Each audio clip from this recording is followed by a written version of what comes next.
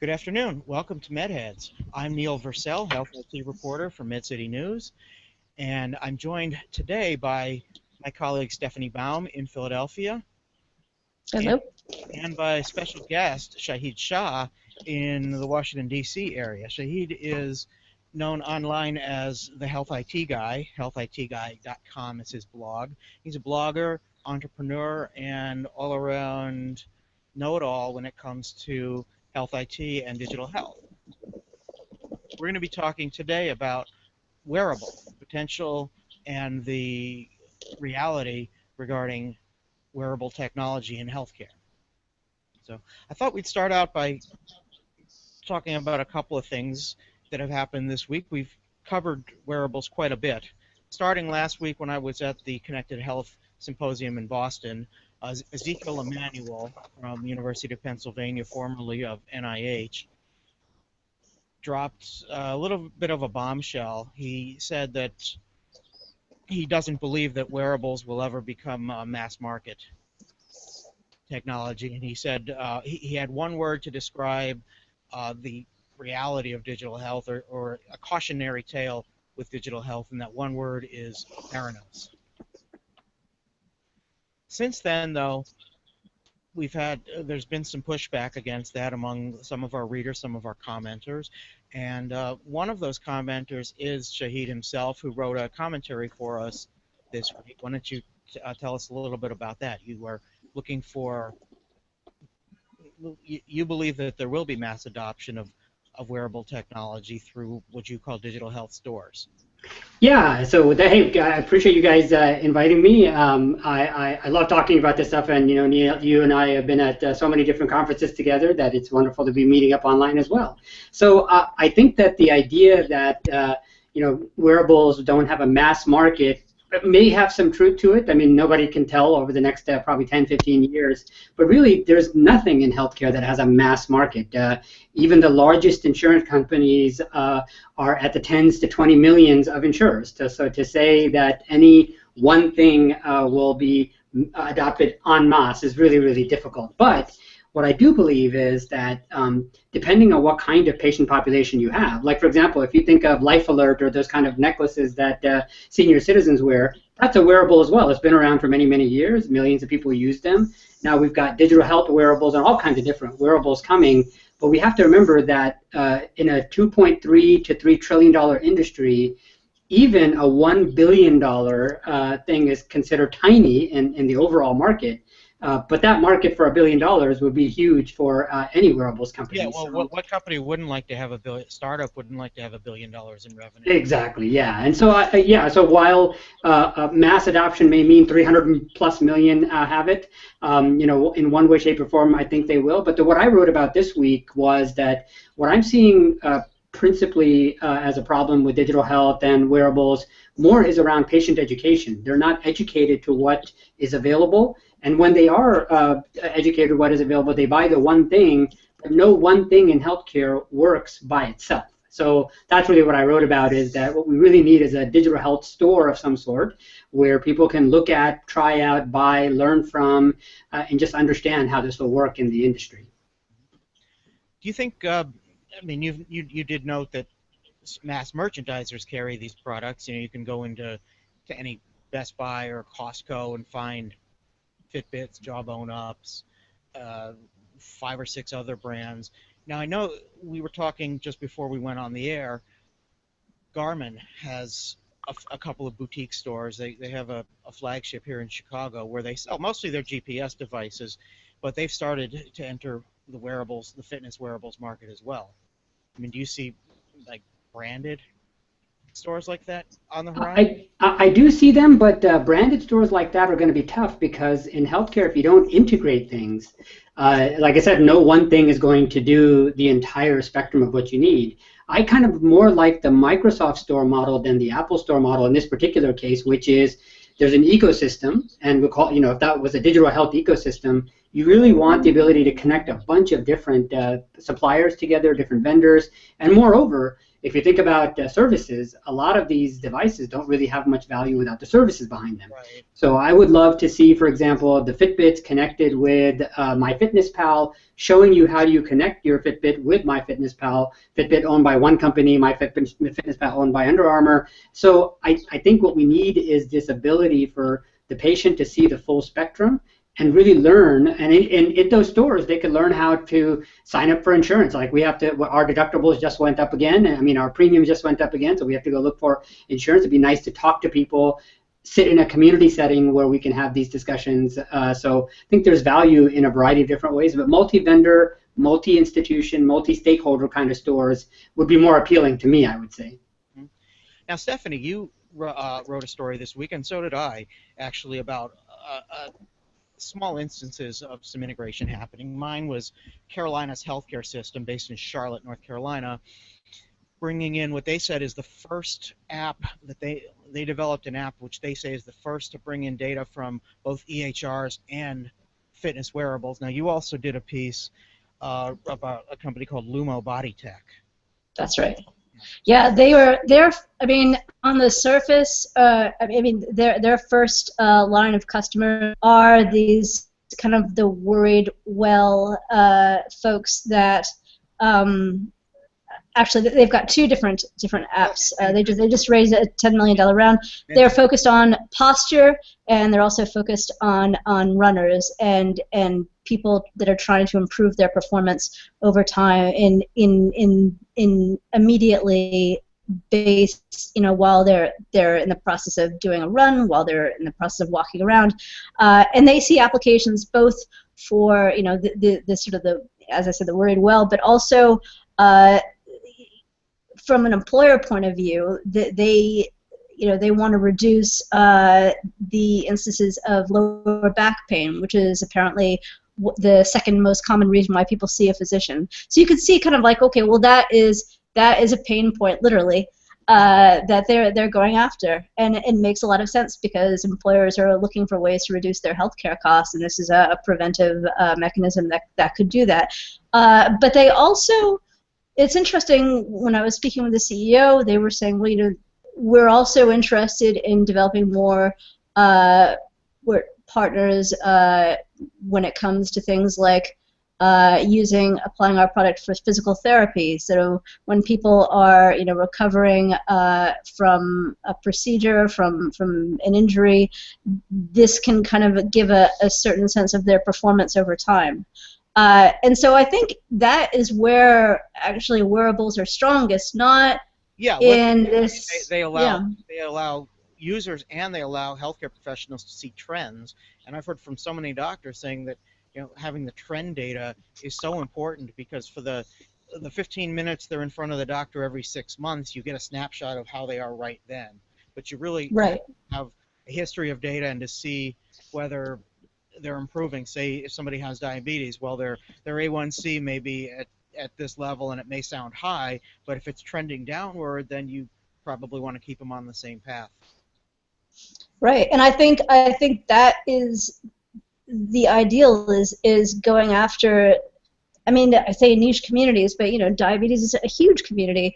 I think the thing is, though, and maybe this is something that Shahid could address, is that how do you balance this sort of like this broad general market and engage consumers, engage patients, these patient populations? How would something like a digital health store address that?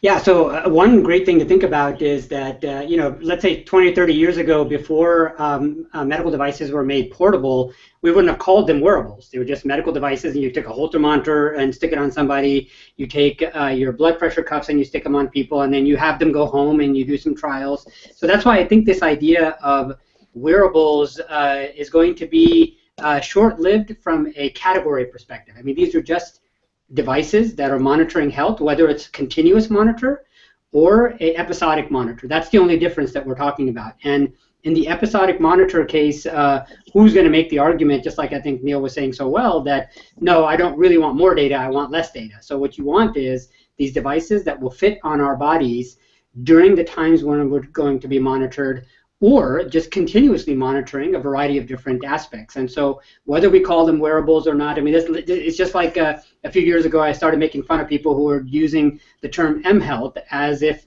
by itself it actually meant something. It'd be like about, in 1999, 2000, when we started to use laptops for EHRs or for healthcare, we would have had an L-Health movement. I mean, it's crazy. There's no L-Health movement. Yeah. There's no mHealth movement. These wearables, we need to categorize them because we write about this stuff.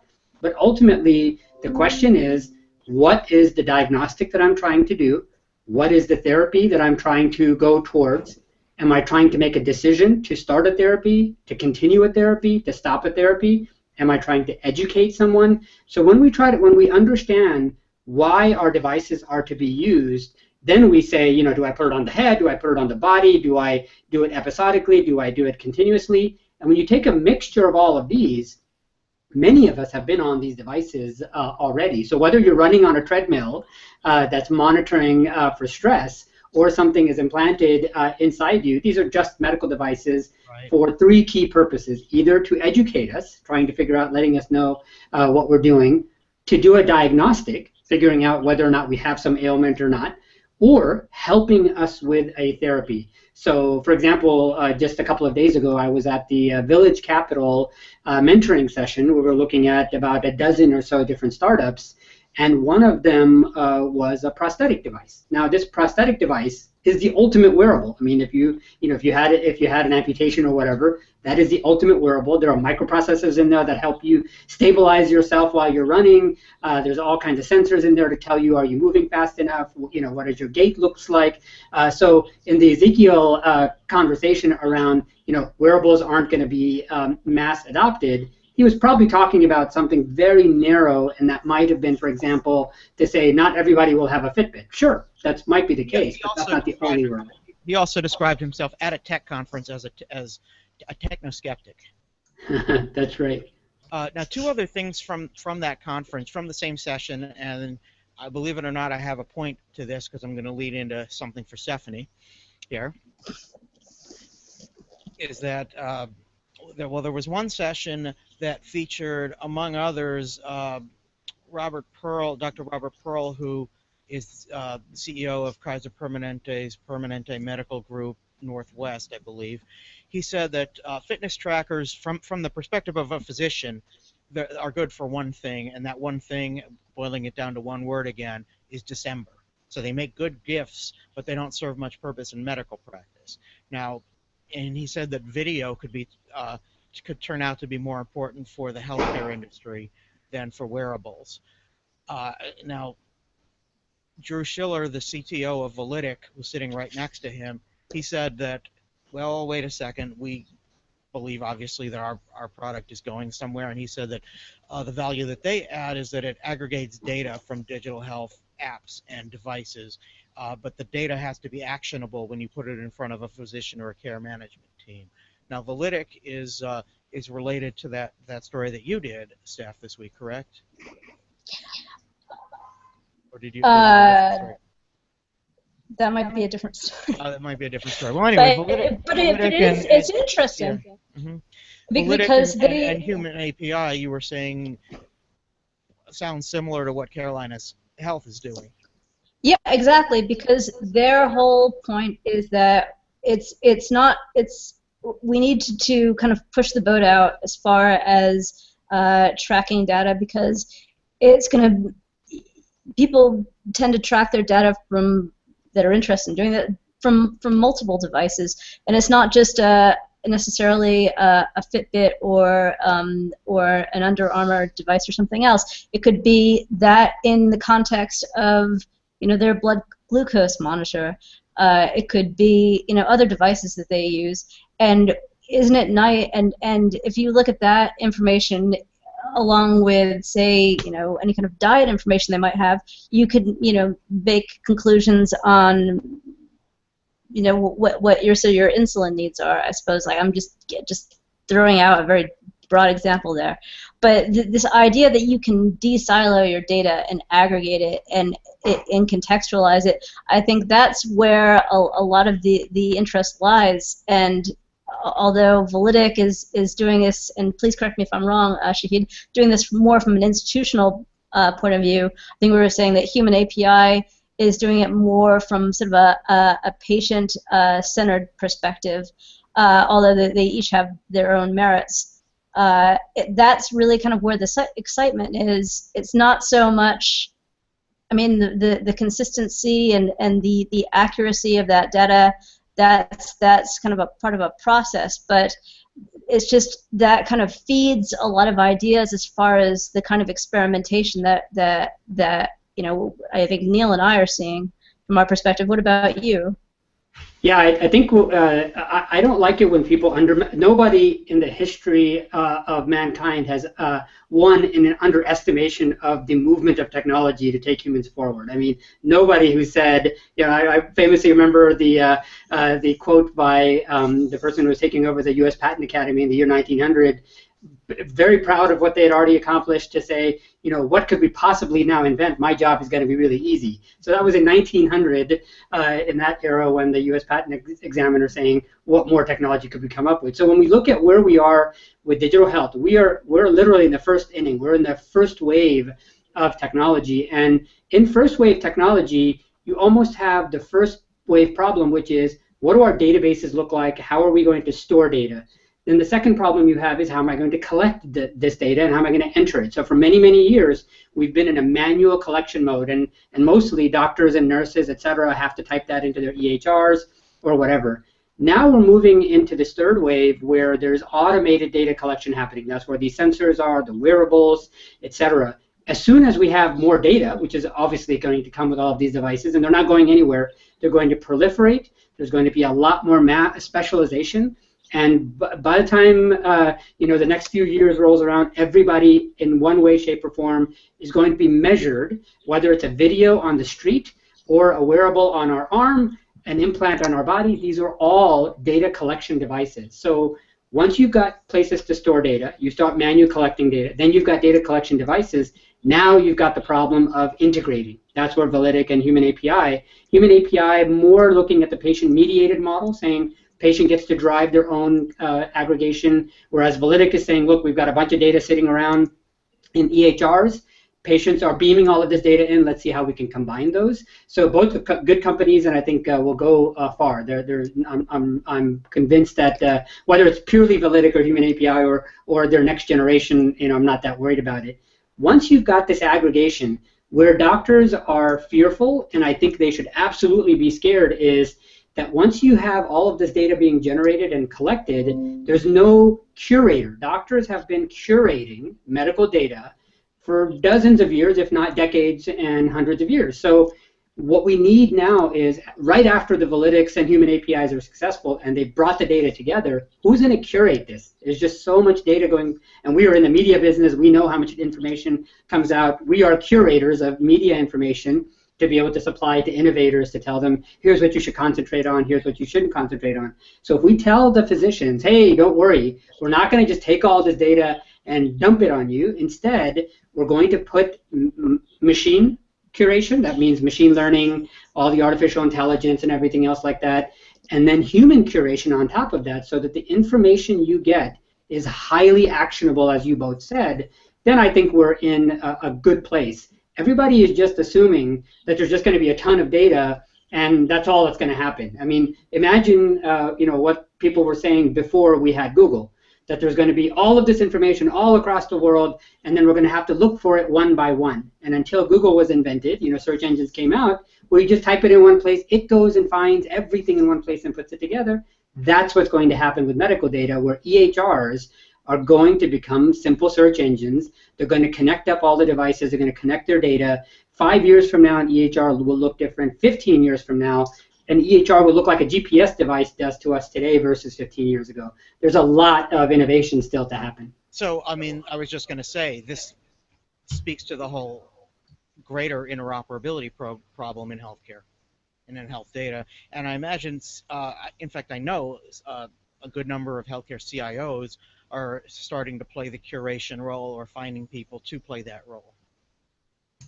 And they need to, because really, in the end, assuming that the EHR firms, who are but a silo in a multiple integration environment, are going to do that is just silly. I spoke at the Atlanta Healthcare IT Leadership Summit, where we had Epic, Cerner, Greenway, and Relay Health on stage, the chief of interoperability for each one of those guys, and I posed them one question: are we in an interoperability crisis, or are the issues that we have right now primarily related to the business models and incentives that are in place? Now, one would expect what their answer was. Nobody said that they were in an interoperability crisis.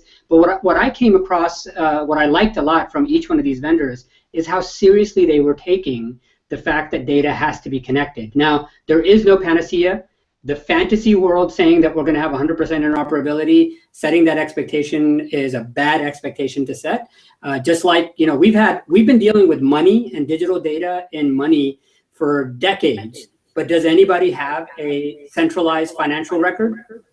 No, of course not, right? That's why we're not going to have a centralized healthcare record either. We're going to have us be responsible to collect those. So lots going on there, but interoperability is definitely key. Yeah. But for that to happen, the health systems want to control the data because they want to control market share, and that's what the incentive is under fee for service. Do you think that switching to value-based purchasing is really going to change who's controlling the data? I mean, patients have been offered personal health records for years, but nobody uses them unless it's provided by the institution with data directly from the specific EHR.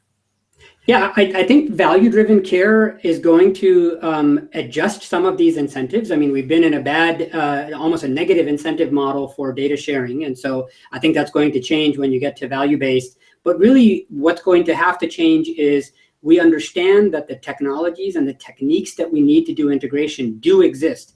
We need to start pushing the pressure where it really belongs. Right now, it's fun to blame your Epics and Cerners and Allscripts, et cetera, and just say, well, if they would just get along, everything would be fine, which is completely false, right?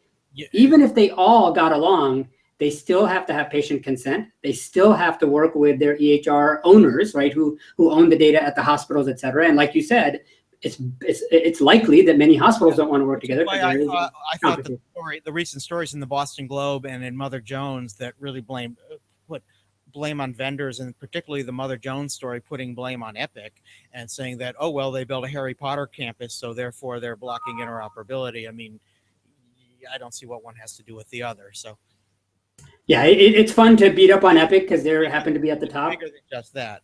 It's bigger than Epic. It's bigger than Cerner. It's bigger than the federal government and the VA and the DoD not being able to talk to each other. Those are big problems. We have to get standards in place. We have to get standards for data. Well, the standards are in place. We have to agree on which ones to use. Yeah, I think you're right. I mean, structurally, we have a problem with the way payments are aligned. And if we can't fix the structural payment alignment problems, we're going to keep innovating around the edges. I mean, guys like us love to see new stuff, and I'm not at all saying that there's a dismal picture, even if nothing changes structurally. But if we want to see acceleration, it's going to have to come from payment reform first, and then everything else will follow. Otherwise, we're just doing things on the edges. All right, welcome back, Stephanie. I think you had lost your connection there. I had a Wi-Fi blip. Yes. Wi-Fi blip. Okay. Well, we were just talking about interoperability issues, perhaps hindering.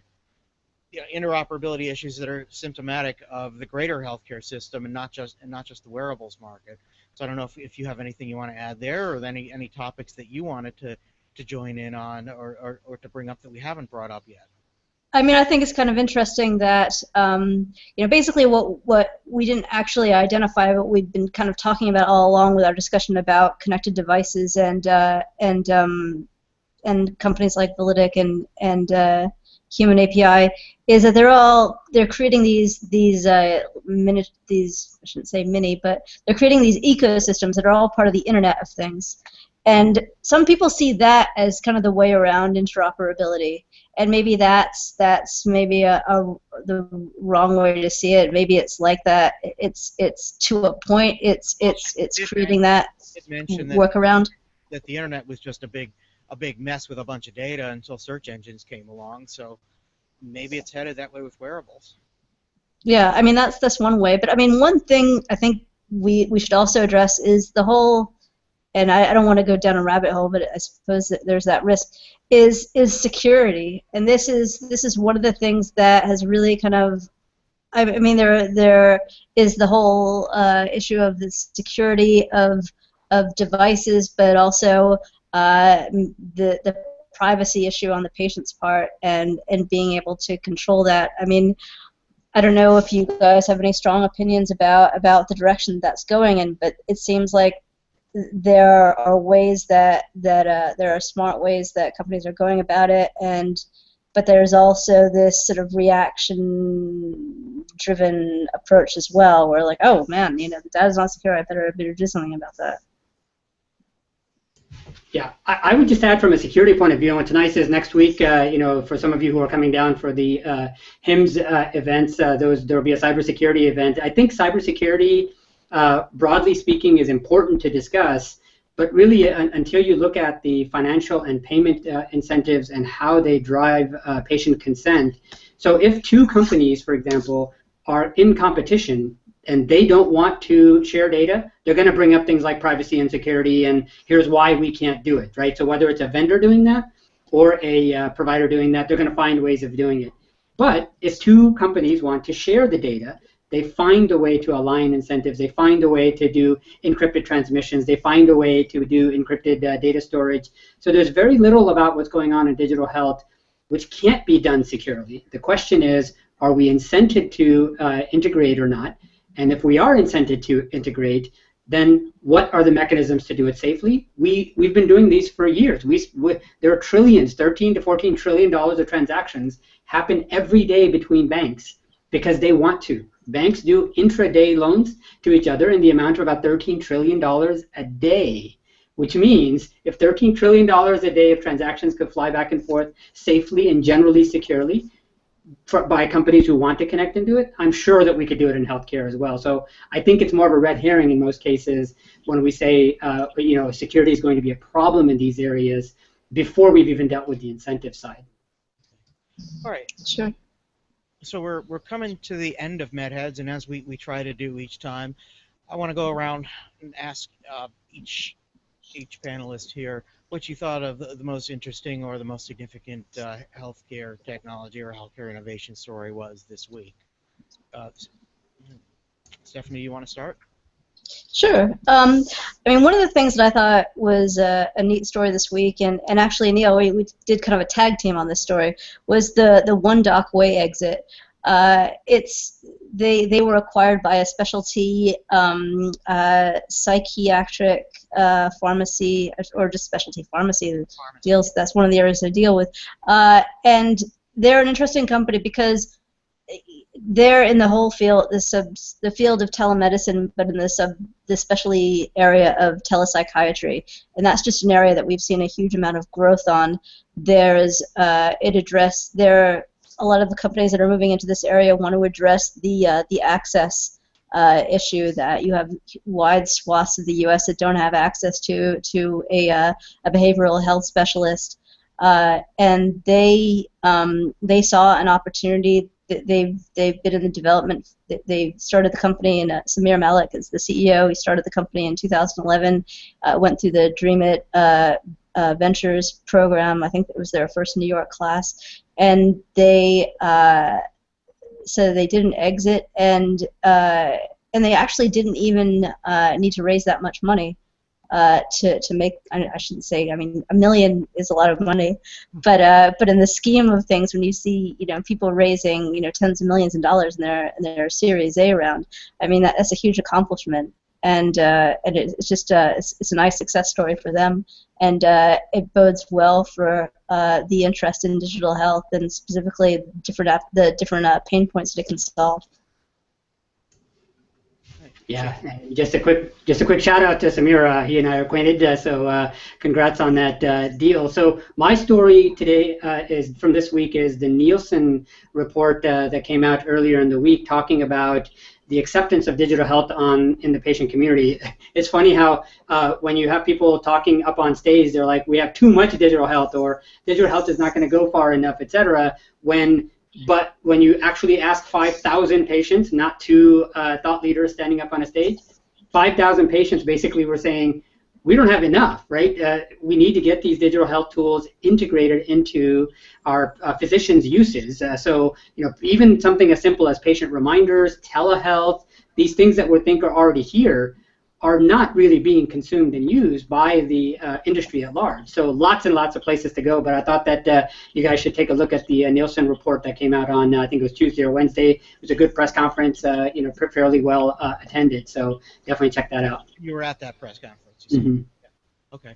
Now, I have to say, for me, admittedly, MedCity News was light on life sciences stories this week, and that's because our colleague, Meghana Keshavan, got married last week, and she took the weekend and most of this week off. She came back yesterday. We're just starting to see a few life sciences stories come back on the site. And our other life sciences reporter, Nicole Aran, went out to California for the wedding as well. So if you were looking for life sciences story on MedCity News this week, we're sorry to let you down in that area. Meghana did have a story posted in just the last 2 hours about a company that's getting ready to deploy CRISPR therapy in the next couple of years. By 2017, they said that's the gene editing technology that we did talk about on MedHeads a couple of months back. To me, and then of course there was some news about Theranos that was maybe that they didn't have a whole lot, that maybe Elizabeth Holmes took too much power for herself when others invested literally billions of dollars in her company. For me, one of the most significant stories, perhaps the most significant, was the fact that Walgreens announced yesterday that they're going to switch all their healthcare clinics over to Epic EHR. They had a homegrown system. They've been struggling quite a bit, or they've been trailing quite a bit in the walk-in clinic department to CVS. Of course, they just are in the process of buying Rite Aid now. Which is going to make them, well, they're still the second, they'll still be the second largest pharmacy chain in the country, but it'll make them a much stronger second once they acquire Rite Aid. But they trail CVS quite a bit when it comes to the number of healthcare clinics. I think they're around 400, and CVS is topping 1,000, headed to 1,500 in the next couple of years. What's interesting is that CVS just completed switching all of their Minute Clinic locations over to Epic. So now all of a sudden Epic pretty much owns the retail clinic market. Will they interoperate? We don't know. Will they interoperate with, from clinic to clinic? Again, we don't know. That's something that I would definitely keep an eye on in the next year and a half as Walgreens installs the Epic EHR in their clinics. So, on that note, I want to thank our guest today, Shahid Shah, thehealthcareguy.com. It's healthcareguy.com. Yes, healthcareguy.com. And also Stephanie Baum, my MedCity News colleague from Philadelphia. This is Neil Versel in Chicago saying thanks for watching. Have a wonderful weekend. Yeah.